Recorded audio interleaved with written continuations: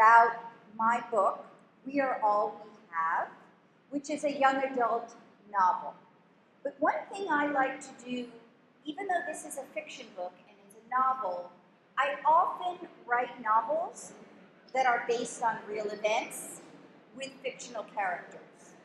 So, We Are All We Have is set in 2019 in the US. And as I was just explaining, is while this is a fictional novel, it is actually set at a certain political moment in the US, where there was a lot of churning and a lot of political divisiveness around immigration, which is happening in our country again. And there was a border crisis where families were coming to America at the border of Mexico, and families were being separated. So there was like a lot of chaos going on in America at the time. My characters, though, it's slightly different. My main character is a girl named Rania. And Rania is actually from Pakistan. And she and her mother fled Pakistan a number of years ago, seeking asylum. Her father had been a journalist, sort of reporting on rather sensitive things. And they wound up fleeing because he disappeared. They never really found out what happened to him. So one of the most important things for Rania is that words matter. That's what her father taught her as a journalist. And her mother, whose life was sort of disruptive, never really got to be who she wanted to be. She was also somebody interested in writing and literature. So Rania and her mother, in a way, share words, they share poetry, they share a love of literature, even though their lives are suspended. A lot of what goes on in this novel is characters making sense of their lives and what happens to them through literature, through poetry. It makes them understand what they're going through, because in Rania's story, it opens with her mother being swept up and taken away. So there's a few terms I want to give to you because within an Indian context it might not make sense. So we have something in the US called ICE. Does anybody want to, and it has to do with immigration. Anybody want to guess what that ICE might be? What it might stand for? So it's not ice in a glass, right? It's not being iced out. ICE is Immigration Customs Enforcement. And during very divisive times in the US, sometimes there would be what's called ICE raids. And so Rania and her mother, who are in the US under what's called an asylum case, her mother gets swept away and taken away during one of these raids. And Rania is left on her own. So that's what this story is about, is Rania having to cope with this situation, okay? And it's also, her mother is away, and one of the ways they understood their lives, as I said, is through poetry, is through literature. And Rania is an aspiring poet, I would say. She's just about to go to college, and she wants to. So what I'm going to do is I'm going to read just short little segments from this novel, but those that focus on the poetry and literature that's in there. Have any of you ever heard, in an American context, of writers called the Beats? The Beats. Okay. So the Beats, Ronnie's in high school. She's learning about these writers called the Beats. They were in the 1950s. In fact, Allen Ginsberg is an American poet, and he came to India, actually, for quite a while, and was inspired by it. But what they were is they were a bunch of guys, and they were very they were going to break away from being too conformist. They lived on the road. They were smashing at all the conventions of American society. And so their writing is about that, and it's very energetic. It's really, it's kind of inspiring in that way. But it's a bunch of guys, actually, writing this. So Rania and her friend Fatima, who are best friends, are learning about this in their English class. And they're studying the beats. And this is what Rania has to say about that experience. When we were studying the beats with Mr. D, junior year, and reading Jack Kerouac's On the Road. On the Road is a kind of famous book by Jack Kerouac, where they go on the road. I complained that the main characters are just a bunch of sexist white dudes who get to do whatever they want, and all the women are called girls and get dumped. Go ahead, he said. Rewrite it. So I did. We performed our feminist version for Mr. D's Beat Cafe Night. Brooklyn Rah-Rah and Fa-Fa, we called ourselves. So we did. We performed our feminist version of Mr. D's Beat Cafe Night. Brooklyn Rah-Rah and Fa-Fa, we called ourselves. We sat on folding chairs in black felt berets on our own wild road trip to find America. At the end, I got up and gave my last riff. So this is her poetry. The road is a licorice whip sliding down my throat. Red bean buns in Sunset Park, watching the sky blush pink. West, go west, the beats told us. What if the road isn't yours because the guys got there first? Maybe the road is your head, bristling with possibilities.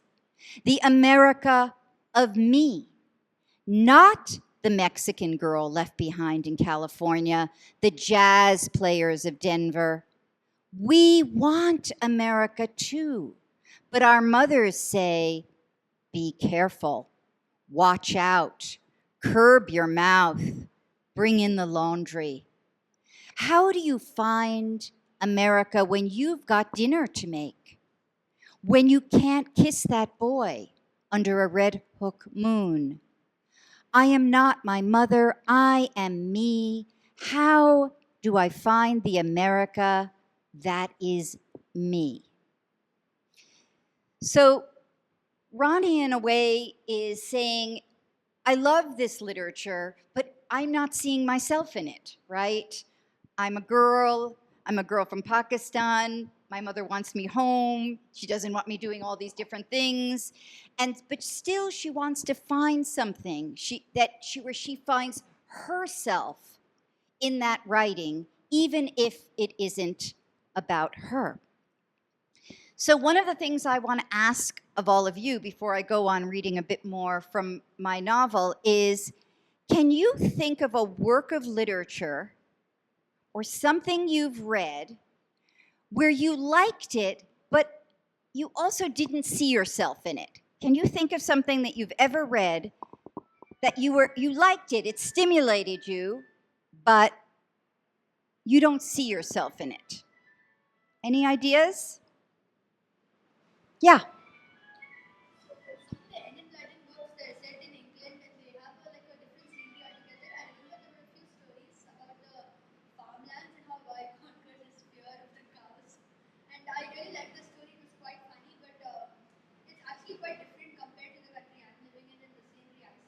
So the whole landscape is different.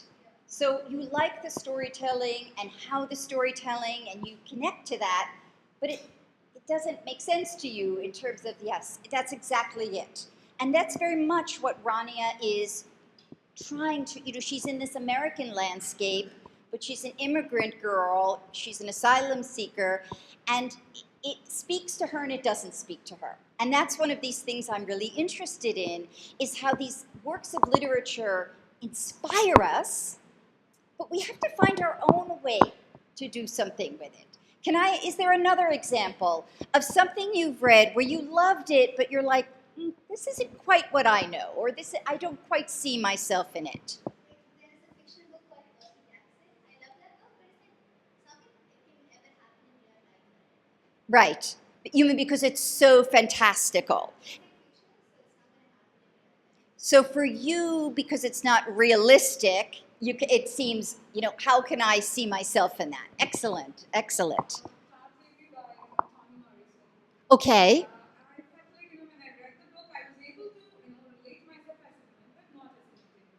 Yes. Of course.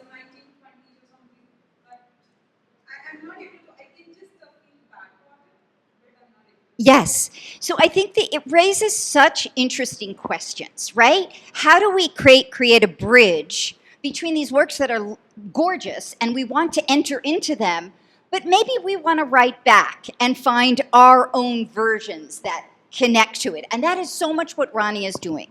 Here she is, somebody who's been sort of displaced from Pakistan in these sort of terrible circumstances, right?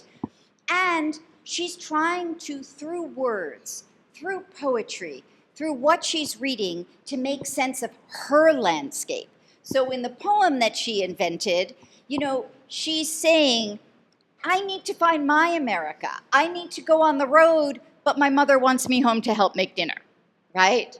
I want to have all these experiences, but I better not kiss that boy, right? Which is very different from what a white male could do in the 1950s when he was exploring.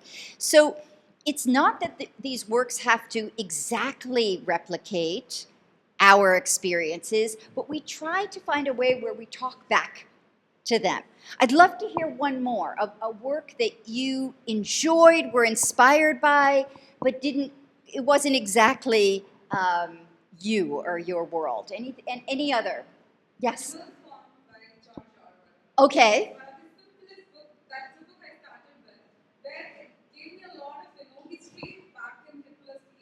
Yes.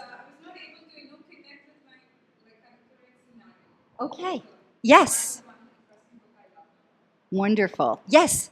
It wasn't so realistic that you just walk and then suddenly you see another boy on the other side.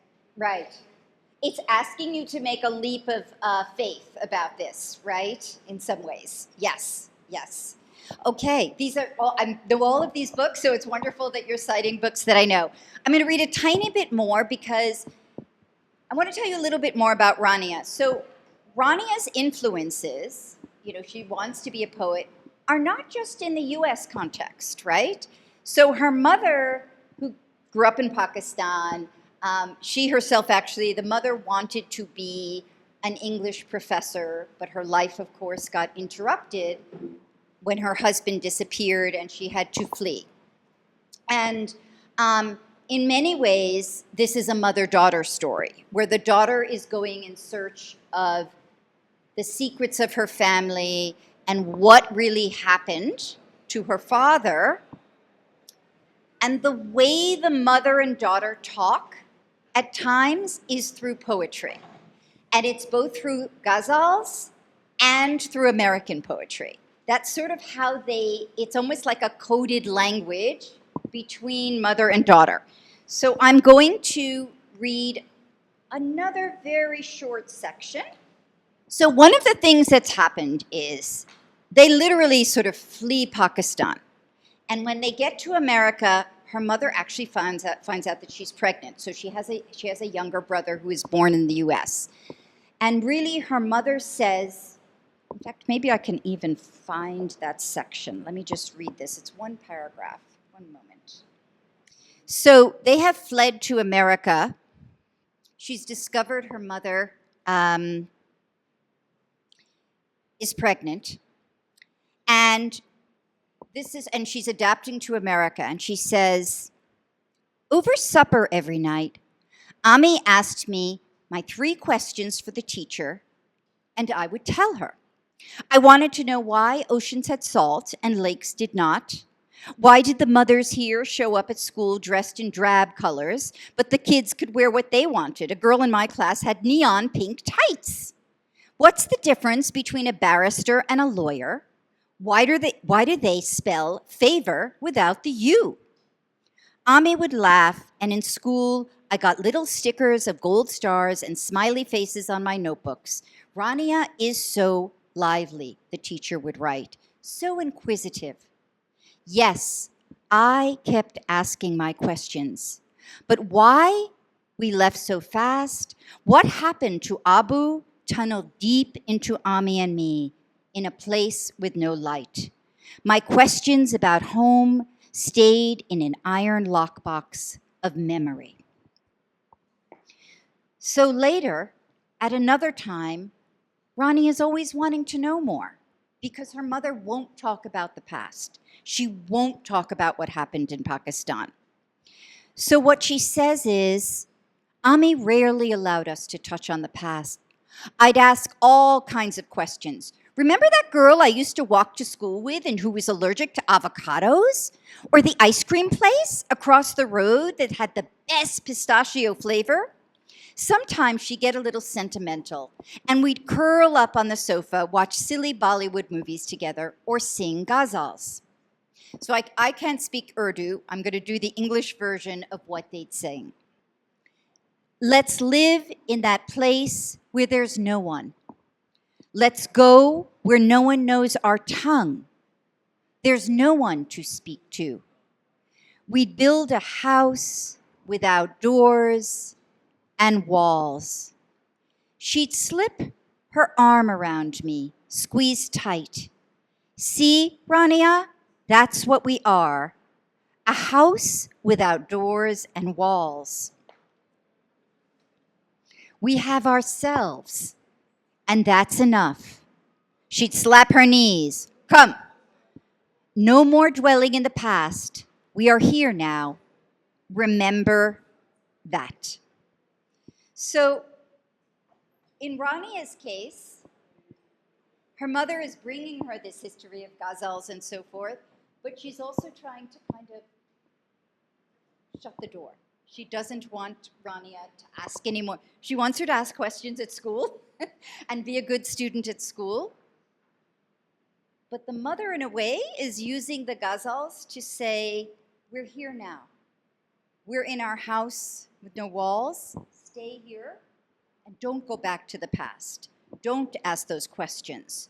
So this, in a way, is how mother and daughter are communicating to each other, right? How they're using the poetry to make sense of this strange situation they find. So this is, again, where literature and poetry is helping them make sense of this strange situation where they are a mother, a daughter, now the younger brother suspended. And I just want to give you a little context about asylum in America. When you apply for asylum, it's a very long process. They've been there for 9 years, and they still are not, their case has not been settled. So they are truly living in a house, right, with no walls for, not knowing where they belong. And so one of the ways they deal with that is the mother shuts the past away, but tries to communicate in a kind of code through poetry to her daughter. So I have one other stuff. I'm going to leave that. I don't think I need the. Okay. So the mother is locked away in a detention center, and Rania goes on the road. She actually does her own road trip in search of truths. She's told that she has an uncle in the country which she never knew anything about. And in this whole adventure, she actually meets a boy named Carlos, who is also an asylum seeker from Mexico. He joins them. The opening of my novel actually has a quote, and I'm going to give you that quote, from Peter Pan.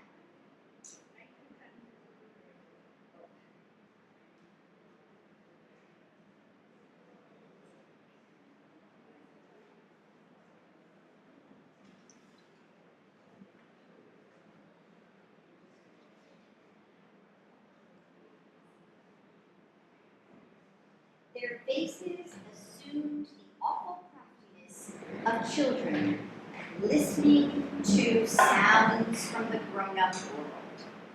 So, Rania, Carlos, and her brother are on the road, and it's like Peter Pan. They've gone off to the island where there's no adults anymore.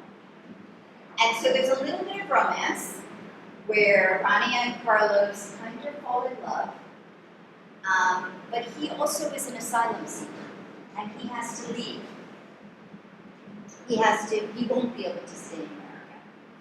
And so at the very end, there's this moment where she decides to write her own poem about these people that have left her, right?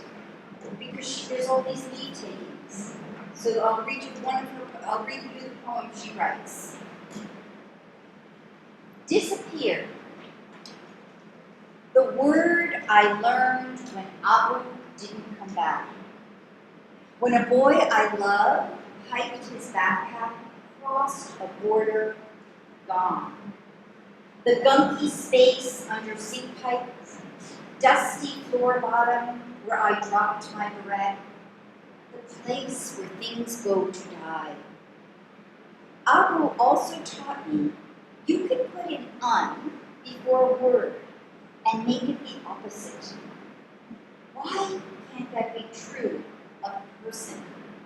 Why can't I put an un before his memory? Restore him back to me. So again, this is how Rania copes with all this loss, these people who leave her. And she's been given this history of poetry through her mother to make sense of this world. So I'm going to do one last reading, and then we're going to do something together. There's a moment in the novel. How many of you, this is a very American poet, have heard of Walt Whitman? Okay. Yes, so what do you know of Walt Whitman? And you've just heard of him. Okay, yes. Anything else? Anybody else? So Walt Whitman is all of us in America learn Walt Whitman. We all have to study. I'm sure you have your poets in India. And Walt Whitman is the quintessential American 19th century poet. In fact, in a way, he's the poet that is expressing America in all its bigness and its diversity and its different voices and its energy, and he's really capturing that in his poem. His lines are really long, right? And there's an energy to Whitman, just like the beats, as I was mentioning. So for Rania and her mother, they're coming into America. They are immigrants. They have their own tradition with ghazals, but they're also falling in love with the literature of America and trying to see, oh, how does this speak to me? Even though I am an immigrant, even though I come from a different place, how do I make this speak to me? So Whitman has a famous poem called, Crossing Brooklyn Ferry. And it's 19th century. I want you to imagine this. You're crossing the ferry in New York, and there's all these boats in the harbor, all these people who are surging into New York. And he is capturing that in his poems. Okay? So Rania and her mother are just having a small conversation through poetry. They are standing at the Brooklyn Bridge, which is a very iconic bridge in America, in New York, that connects the island of Manhattan with Brooklyn. So, we stand. We're on the pavement that curves towards the entrance to the Brooklyn Bridge. A few bicyclists swerve down the bridge ramp. It seems that everyone has left the city. All the people with cars and houses and money have left or are shut into their air-conditioned apartments. Makes me think of Whitman, Ami murmurs, crossing Brooklyn Ferry. Smiling, I quote, others will enter the gates of the ferry and cross from shore to shore. Ami answers, Others will watch the run of the flood tide. We both laugh. Our hands find each other's. I still believe that, Marina. There is room for us in this country. So, what I'm trying to do there again for Rania and her mother is they experienced this terrible thing. Her mother was put in detention. They don't know what their immigration status is. But they're looking to literature, and American literature, and saying, I can find myself. I believe there's hope here. This poetry, Whitman is saying, there's room for me. They'll find room for me. They will let me in. I will be able to cross on the ferry. So part of what I'm talking about here is how we as readers, my characters are doing this, try to find ourselves in works of literature and make it our own. Okay? So I have some exercises that we're going to do a little exercise where I'm going to give you a contemporary sort of poet, very short, and you're going to get to do your version. But before we do that, I'm going to take let's take you talked about liking, remind me of the book you had mentioned, it was, yes, it was Enid Blyton, and it was the landscape, right, the British landscape. You liked the book, but your landscape's so different, right? So we're going to do a little brainstorming here. Tell me something that was in the Enid Blyton where you said, that's very British. What might be something that you can remember from that book? So it was like a very countryside living, which I would only imagine in a faraway place, which I can't really associate with. So there, they literally were living by the farm and looking after it, and the idea felt too much like a utopia for it to be truly real, which is what was actually kind of missing from my experience. Okay, so let's think of things from your experience. Well, I have been to a few farms. I've gotten volunteered there a few times where we take care of the birds, really not just the animals. I visited a few aviaries, so if there was something in once you leave the city and cross a few miles, at that time if there's a camp there, and not just staying there, being there for a few times, that would make it more realistic. That would make it more realistic. So that would be a place though that you're visiting, right? For a few days. If you were to not even do countryside, but where you live now, how would you describe it? It would actually still be a bit unreal because I can't imagine living near that kind of farm and working there as part of an occupation. But that's the kind of thing which is mentioned in the story, where the boy and his father, they actually spent all day working at the farm.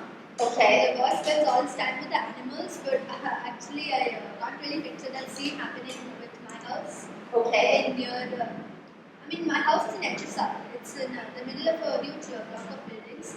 So I can't really imagine a huge place where a farm is and animals are there to be taken care of. Right. So where you live, what would be a detail that you could give me that is from where you live? Well, it's on one of the main roads, and it's a rather big house. Okay. And it's actually quite conveniently located for me because we have everything around us. My school's just 2 kilometers away. And So everything's close. Yes, that's a key point about our house, which I... Okay. And anything else about your house? You might want to, or where you live. One special memory I have from my house is that the day I turned 1 year old, that was the day the house was born. So it has a special symbolism to me. Okay.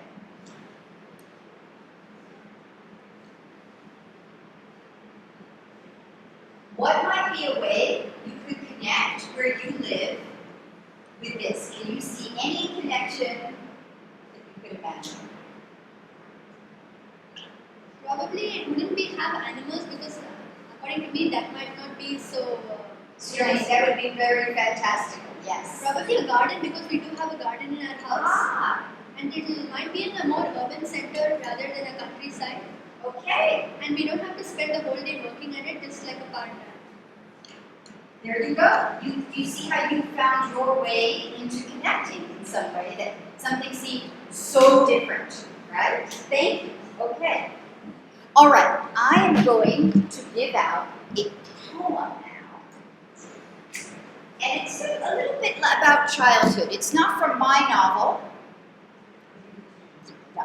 And we're going to read that together as an exercise for all of you. So, you want to see the poem? This is from a book called Brown Girl Dreaming. And I picked it because it's a lot about childhood. And it's actually a memoir by an African-American writer, Jackie Woodson. And I'm going to read it out loud and you can read alongside, and then you guys are going to get to do your own creative writing assignment, okay? It's called Ribbons. They are pale blue or pink white. They are neatly ironed each Saturday night. Come Sunday morning, they are tied to the braids hanging down past our ears. We wear ribbons every day except Saturday, when we wash them by hand, Dell and I, side by side at the kitchen sink, rubbing them with ivory soap, then rinsing them beneath cool water. Each of us dreaming of the day our grandmother says, "You're too old for ribbons." But it feels like that day will never come. When we hang them on a line to dry, we hope they'll blow away in the night breeze. But they don't. Come morning, they're right where we left them, gently moving in cool air, eager to anchor us to childhood. So I guess my question, what is this poem about? Main character must want to grow up because he's hoping that the ribbons blow away and that her grandmother says they're too old for ribbons. I'm sorry, sorry. Say it again. So what the main character or the protagonist who is narrating this poem might say, she is hoping that the ribbons blow away and that her grandmother says you're too old for the ribbons, so she probably wants to grow up. Yeah, so about growing up, very good. So anyone else? Any thoughts about this poem? I think, I don't know, this doesn't have very much of a message in terms of implementing that message. It seems like they were just recounting something which meant something to them. Yeah, so it's recounting this, yes, exactly. Any other thoughts about the ribbons? What do the ribbons mean to this narrator?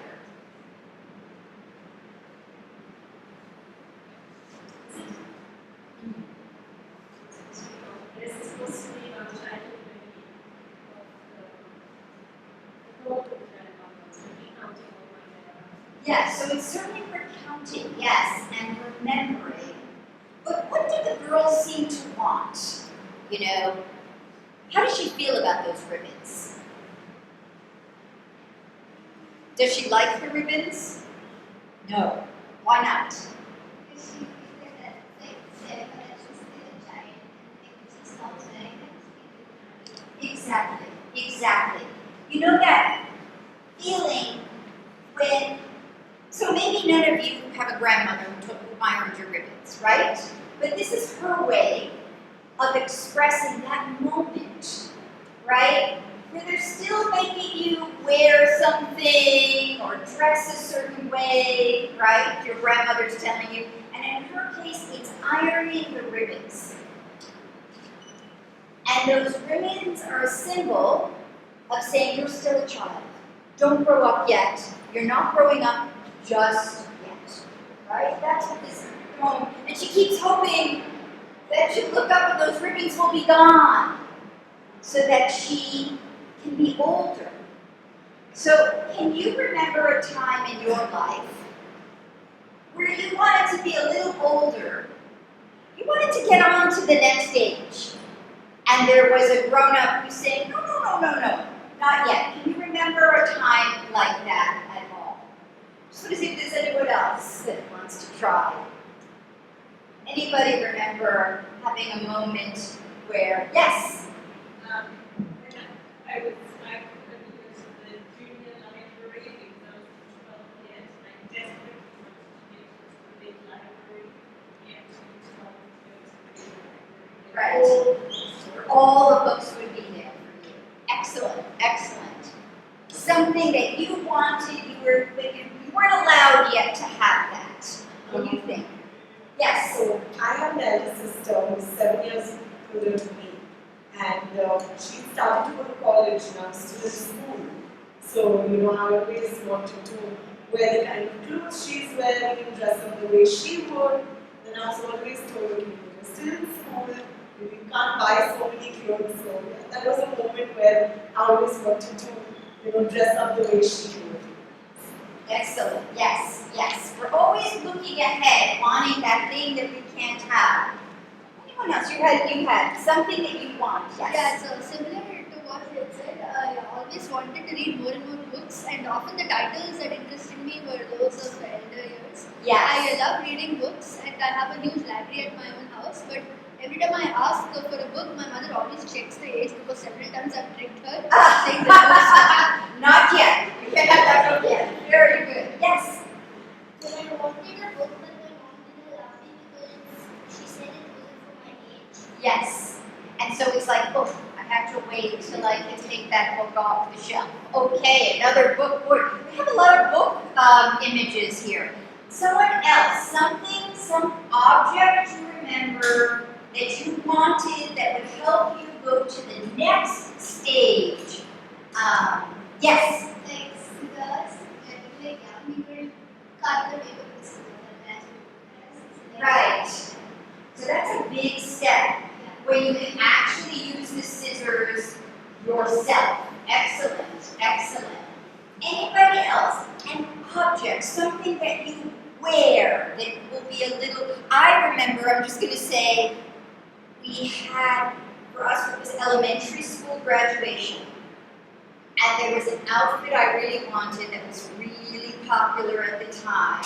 But my mother thought it was a little risque for a 12-year-old girl. She didn't agree. And we had such a long fight about whether I could wear that red and white outfit to my 6th grade graduation. Because to her, it was being a teenage girl in that outfit, and I was only 12, right? And she wasn't ready to let me. I actually wound up winning the argument, but it was a big battle, and I'll always remember that outfit because she was saying, no, you're not really ready for that outfit, okay? And I'm saying, look, I see myself in that outfit, okay?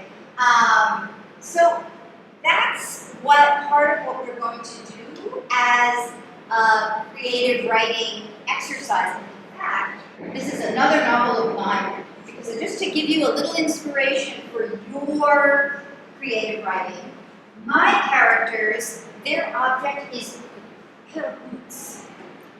Very popular boots, and it's 3 friends, and they want to have the same boots and wear it on the first day of school in what we call junior high, which is like middle school here. And let's see if I can we convince our parents that we want to buy matching boots for our 12th birthday. Francesca and me are in August because they're all going to turn 12. So they're going to do that. When we step outside with our packages, muddy air hits us. The train shrieks overhead, making slashing shadows and dark light. We're so happy with our new boots. We skip the whole way to the bus stop. We are ready. So we are going to do a quick creative writing exercise. where I want you to think about one of those objects, right? It could be the books, right? It could be the scissors. Do you have an idea of something? Something that you wanted that was a little bit older, or something that was from childhood that was holding you back. Can you think of something? Watch. Wonderful. Wonderful. So think of an object. It could be that we heard book, we had scissors, we heard watch. Anything else?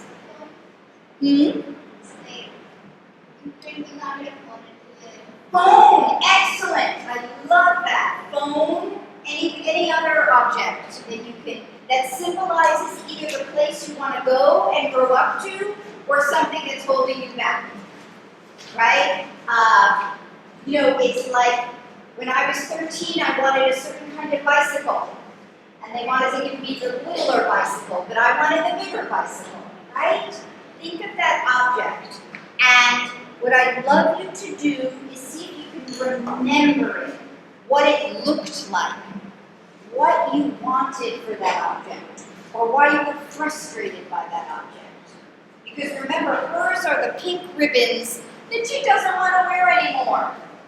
So it could be something that's keeping you back from childhood, or something that makes you want to go to the next moment.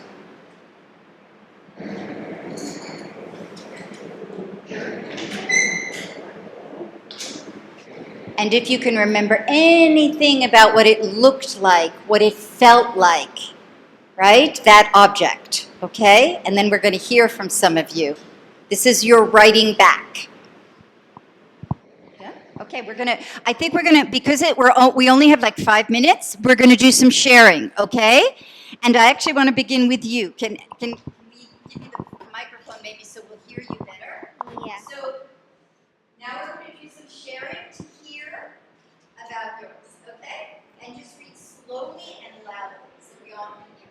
So I've written about the phone. I see all my friends watching it, flaunting it and bringing it to school.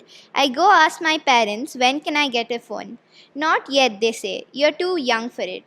My fantasies of having a phone, carrying it to functions, messaging and calling my friends, and the latest gossip or trends. For until I got a phone, middle school would never be complete. Without the phone, I would still be a small child. Oh, beautiful. Just beautiful. Thank you for that. You totally captured, and I can tell you so many young people with phones and what it means. Wonderful. Thank you for that. Your name is again? Oh, thank you so much. Okay, we're going to hear from someone else. Woo. Let's bring it around. Okay. I think still see some writing. Do you want to share? And then yes. I love how much writing you've all gotten done. It's wonderful. So I've written about a watch that I really wanted. So there's always a thing that you keep wanting in a point of your life, like objects or something. I've always wanted a watch, a real fancy and sporty type, ever since my childhood. Watches are expensive, so naturally my parents said no. I kept pestering them to buy me one, but they always said something or the other to get off the point. But I just wouldn't listen. At one point, my parents told that if I got excellent grades in all tests, they would consider buying me one. I always used to scan newspapers and picture books looking for a watch that would suit me. So I waited and I'm still waiting. Wonderful. Wonderful. I love that. Watch. I think we have watch, phone. Okay, do you want to? I really love writing stories, and I've even published a few books, but I must say that poems is my specialty. Okay. Yeah. It's a glimmering bookcase, and the author's signing the copies. I pick up the book and ran to my mother for some money. Not now, she says, inspecting the cover's turn. Little Vivan, you must learn that this book is not for your age. After a few years, you can turn the page. There was a ruckus, struggle, a fight. But my mother put the vision out of my sight. But the next day, which was my birthday, in a neat ribboned gift box, the same book lay. Oh, beautiful. Thank you. Yes. A book And I love your description of the book. Do you want to share? I actually spent the whole time thinking of something because Do you just want to tell us about it a little bit? yeah. So I shift my thinking because everyone else is saying something which they wanted, which is attached to, which they wanted To go to. Yeah. Yes. For me, actually, I had to shift my thinking a bit because I was also following the same path. I wasn't laughing at that thing. So I changed it a bit. And I realized that actually one good example was wearing good pants. Because for wearing I lived in shorts, I had to live in shorts. So I felt that pants would kind of restrict my freedom of movement and stuff like that. So I was just like wearing pants a lot. And we actually fought a crazy amount about getting them, but I'm wearing the same ones. So you've been transitioning from shorts to pants. So really what you're doing is closer to the ribbons poem. Yeah. Because you want to write about the shorts, which were holding you back, Yeah. is what you're saying. Can you give me any description of how the shorts felt and frustrated you? Well, I was happy with the shorts. I wanted the shorts. Oh, I didn't want the pants. Oh, you didn't want the pad. Oh, okay. You wanted to stay in the shorts. Yeah, they were much more. They were much more comfortable. Yeah. Oh, that's fascinating. That's a wonderful idea. So really opposite from ribbons is you wanted to stay in that place in childhood where you could only wear shorts. I love that. I love that. Let's hear one more. Can we hear from somebody else we haven't? I see the younger ones are writing away as well. Does anybody, you have the watches. Do you want to share with us? Not yet. Do you feel you're ready?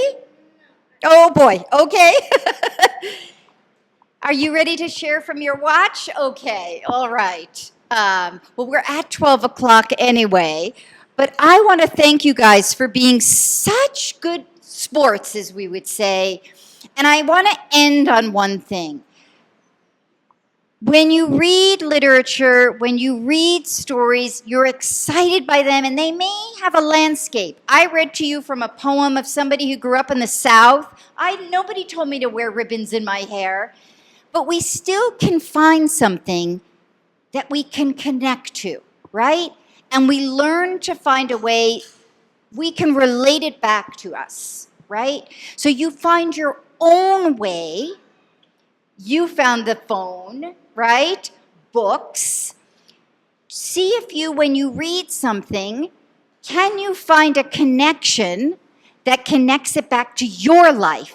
And you can write back inspired by what you have read. Because it's a way of making sense of your life, even as you read about other people's lives in books. So thank you for being such cooperative writers along with me. Bye-bye.